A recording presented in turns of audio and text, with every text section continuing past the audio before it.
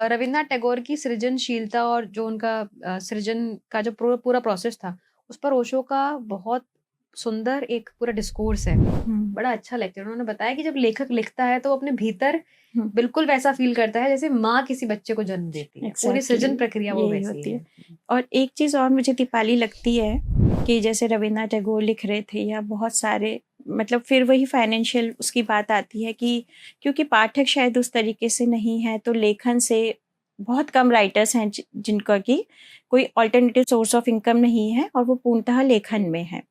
क्योंकि जब आप कुछ भी लिखते होते हो तो कैसे आपको उसके भीतर पूरा डूबना पड़ता है।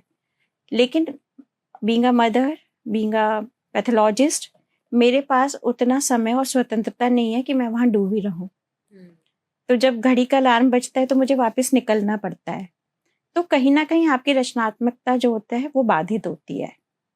हुँ, तो अगर अगर कोई भी लेखक हो या कोई भी कलाकार हो, ऐसा मुझे लगता है कि शायद अगर पूरा समय हमको मिल जाए, तो हम ज़्यादा लिख सकेंगे या हो सकता है बेहतर लिख सकेंगे। हुँ, हो सकता है, कह नहीं सकते, क्योंकि मनु भंडारी जी कहती थी कि जितना मैंने नौकरी के साथ और बच्चों को पालते हुए और संघर्षों के दौर में लिखा, और जब मैं रिटायर हो गई उसके बाद कुछ नहीं लिखा, अब समय ही समय है।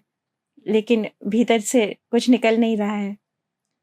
हाँ, ऐसा भी होता है, पर सही जब अभी हम लिख रहे होते हैं और बार-बार गोता खाते हैं और फिर बाहर आते हैं, तो हर बार एक उलझन होती है।